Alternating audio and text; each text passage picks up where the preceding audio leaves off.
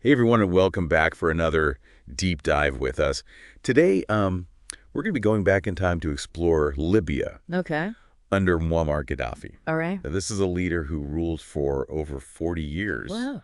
and left a legacy that's still debated even today. Yeah, for sure. So to help us unpack all of this, we've got Yohanit Ronan's book, Gaddafi's Libya in World Politics. Okay. And I know Gaddafi was a controversial figure, Oh, but this book helps us see things from, a Libyan perspective. It interesting. uses a lot of original Arab sources Okay. to really try to get at his motivations. That's really valuable because it's so easy to get caught up in Right. those Western narratives, and Ronan's work really digs into those complexities Yeah. of his actions and how they were perceived, Yeah. like within Libya itself. Absolutely. So let's rewind all the way back to 1969. Okay. Gaddafi, a young military officer at the time, Mm-hmm. leads a coup, Wow. overthrows the monarchy. Big move. What were his big ideas back then? Well, he was driven by this vision of a unified Arab world, free from Western influence. And he really wanted to chart a new course for Libya. And he was inspired by leaders like Gamal Abdel Nasser Oh, yeah. of Egypt, who was like a symbol of Arab nationalism at the time. So very much like an anti-imperialist stance. Absolutely. But wasn't there a bit of a contradiction there? Oh. Because newly independent Libya was still relying heavily on the U.S. They even hosted a major American airbase. You're absolutely right. It was a complex situation. Yeah. Wheelus Air Force Base, it was known, was a key strategic asset for the United States during the Cold War. Right. So, despite all this anti-Western rhetoric, there was this underlying dependence. Yeah, so how did that relationship evolve? Did Gaddafi maintain those ties with the West? Well, as he consolidated power, Okay. his disillusionment with the West grew, Mhm. particularly with the U.S. And this was the early 1970s. Right. And we see Gaddafi taking some pretty bold steps, like Yeah. nationalizing Libya's oil industry. Whoa, that must have sent shockwaves through the Western world, Yeah. especially given how reliant they were on Libyan oil at the time. Oh, it certainly did. Companies like Shell, Esso, BP, Huge. major players in the oil industry, were significantly impacted. Yeah. This move was a clear signal. Gaddafi was ready to use Libya's oil wealth Right. as leverage on the international stage. So if he's turning away from the West, who is he aligning with? Well, with the Cold War, in full swing, Gaddafi found himself increasingly drawn to the Soviet Union. Okay. Now, this wasn't just ideological. Right. Libya's strategic location, in the Mediterranean Yeah. and its oil reserves Right. made it a valuable potential ally for both superpowers. So Libya becomes kind of a pawn in this global chess game. To some extent, yes. Okay. But it's also important to understand what Gaddafi was doing domestically. Right. He wasn't simply reacting to the Cold War. Yeah. He was actively trying to reshape Libyan society according to his own vision. And that's where his third universal theory comes in, right? Exactly. The ideas outlined in his Green Book. Yes, this wasn't just about aligning with East or West. Okay. Gaddafi wanted to create a system Yeah. that transcended both. His Green Book advocated for this unique blend of socialism, Islam, and direct democracy. Sounds pretty ambitious. It does. Was he able to put these ideas into practice? He certainly tried. Okay. He transformed Libya into what he called a Jamahiriya, which translates roughly to state of the masses. Okay. This involved establishing revolutionary committees that played a significant role in governance, and the aim was to give more power to the people. So beyond the rhetoric, were there tangible benefits for Libyans under Gaddafi's rule? According to Ronan, there were. Okay. Gaddafi invested heavily in social programs, Well- particularly in education and healthcare. Okay. He made them free and accessible to all Libyans. Even electricity was practically free. These initiatives, coupled with the oil wealth, led to a noticeable rise in the standard of living, especially for the poor.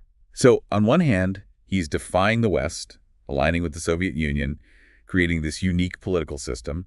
But at the same time, he's implementing these social programs and improving the lives of many Libyans. Yeah, It's a very complex picture. it absolutely is. And it gets even more complex when we look at his foreign policy, Oh, boy. which was often at odds with the West, Right. even as he was trying to improve things at home. All right. Well, we're going to have to dive into those foreign policy adventures in the next part of our deep dive. Looking forward to it. Stay tuned because things are about to get really interesting. Welcome back to our deep dive into Libya under Muammar Gaddafi. So last time we left off with Gaddafi trying to create a new Libya, based on his own vision. Right. But his foreign policy was often a source of tension, particularly with the West. Yeah, that's right. Gaddafi's actions on the world stage often put him at odds with the U.S. and its allies. He supported groups that were considered terrorist by the West, such as Palestinian liberation groups, the Nation of Islam, Right. even the Irish Republican Army. So he's championing these causes Right. that are seen as hostile by the U.S. Right.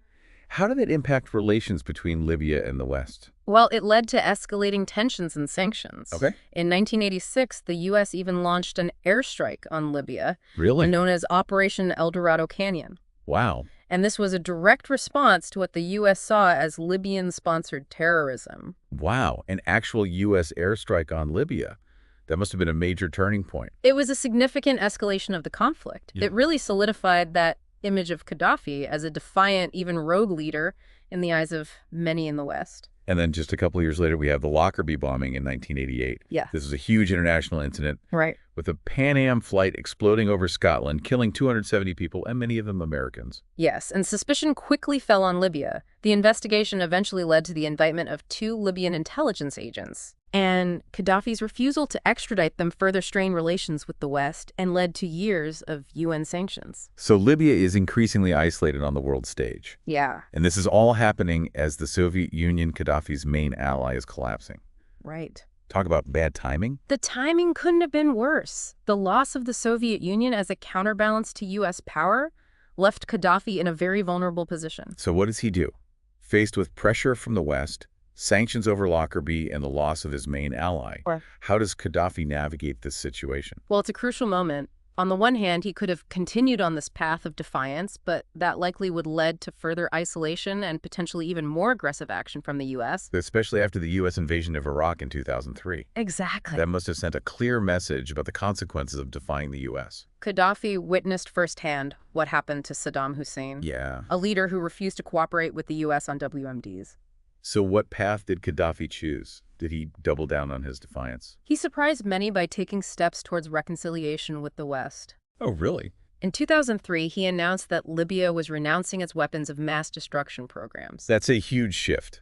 What motivated this decision? Was it purely a pragmatic move to avoid becoming the next target? Well, Ronan suggests that the Iraq War played a significant role. Yeah. Gaddafi saw what happened to a leader who refused to cooperate with the U.S. on WMDs, and he didn't want Libya to suffer the same fate. But it wasn't just fear of U.S. military intervention. Libya's economy was struggling under the weight of sanctions, and Gaddafi needed to find a way to reintegrate the country into the global community. So renouncing WMDs was a way to get those sanctions lifted and open the door for economic recovery. Precisely. It was a calculated move, a way to secure Libya's future, both politically and economically. Of course, the West didn't just take Gaddafi at his word. There were conditions attached to this reconciliation. Such as? Well, Libya had to fully cooperate with international inspectors, dismantle its WMD programs, and demonstrate a commitment to fighting terrorism. These were significant demands. And did Gaddafi meet those demands? He did. To the surprise of many, he followed through on his commitments. International inspectors verified the dismantling of Libya's WMD programs, and the country began cooperating with Western intelligence agencies on counterterrorism efforts. So after years of being seen as this rogue state, Right. Libya was being welcomed back into the fold of the international community. It was a complex process. While the West acknowledged and rewarded Gaddafi's cooperation, full normalization of relations was a long road. What were the main obstacles to that full normalization? Well, the Lockerbie bombing continued to cast a shadow over Libya. Yeah. The families of the victims demanded justice, and the issue of compensation remained a major sticking point. It took years of negotiations, legal wrangling, and diplomatic maneuvering before that Lockerbie issue was finally resolved in 2003. And what role did Gaddafi's son Saif al-Islam play in all of this? We Well- mentioned him earlier as a more moderate voice within the regime. Yeah, Saif al-Islam emerged as a key figure in Libya's attempts at reconciliation. He was seen as someone who could bridge the gap between his father's revolutionary past and the demands of the West. He advocated for economic reforms and greater openness in Libya, playing a crucial role in negotiations with Western leaders. So was he successful? Did his efforts help Libya reintegrate into the global community? To a certain extent, yes. The lifting of sanctions in 2004 and the resumption of diplomatic ties with the U.S. were significant milestones. But full normalization remained elusive. Why was that? Well, despite the progress made, Gaddafi remained a controversial figure. His past actions, his authoritarian style of rule, and his ongoing support for certain groups continued to raise concerns in the West. He couldn't entirely escape his past. So even though he had taken steps towards reconciliation, Gaddafi's legacy continued to be debated and scrutinized. Where does all of this leave Libya in the years leading up to the Arab Spring? By the late 2000s, Libya was a country in transition.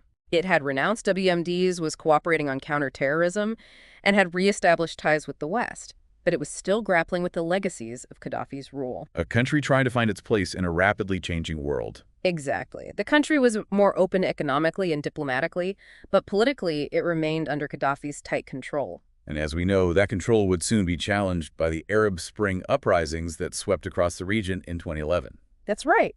The Arab Spring and its impact on Libya is a story for the final part of our deep dive. Stay tuned to see how Gaddafi's rule ultimately came to an end. Welcome back to our deep dive into Muammar Gaddafi's Libya. We've seen his rise to power, his complex relationships with the West, and his efforts to, reshape Libyan society. But as we all know, his rule ultimately came to an end amidst the tumultuous events of the Arab Spring. Yeah, that's right. In 2011, uprisings spread across North Africa and the Middle East, demanding political change, challenging these authoritarian regimes.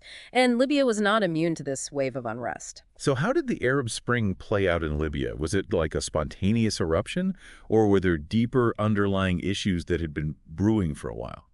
Well, it was really a combination of factors. The protests in Tunisia and Egypt, the successful overthrows of those long-standing dictatorships, they provided a powerful example. Right. They showed people that change was possible. Hmm. But within Libya, decades of Gaddafi's authoritarian rule had created a lot of resentment, Yeah. especially among younger generations who craved, more freedom and opportunity. So the desire for change was there. But what was the spark that ignited the protests in Libya? Well, in February 2011, it started in Benghazi, a city in eastern Libya. Protests erupted after the arrest of a human rights lawyer, and the government's response was swift and brutal. Oh, wow. They cracked down on those initial protests, and that only fueled the flames of discontent. Demonstrations spread rapidly across the country. So Gaddafi was facing a full-blown rebellion. Mm-hmm. How did he react to this challenge to his authority? Initially, he resorted to force. He deployed the military against the protesters, publicly vowing to crush the uprising. But as you can imagine, this only intensified international condemnation. I can see how that wouldn't have helped his situation. It didn't. The UN Security Council imposed sanctions, and NATO intervened militarily. Western powers called for Gaddafi to step down, but he remained defiant, determined to hold on to power. So he had a rebellion at home, and the international community turning against him. What happened next? The situation quickly escalated into a full-blown civil war. Rebel forces, with the support of NATO airstrikes, gradually gained ground, pushing back against Gaddafi's forces. By August 2011, they had captured the capital, Tripoli. And what became of Gaddafi in the midst of all this? Well, he was captured by rebel forces in October 2011 and killed. His death marked the end of his 4-decade rule, a dramatic and violent end to a complex and controversial figure. So after all those years, Gaddafi's rule is over.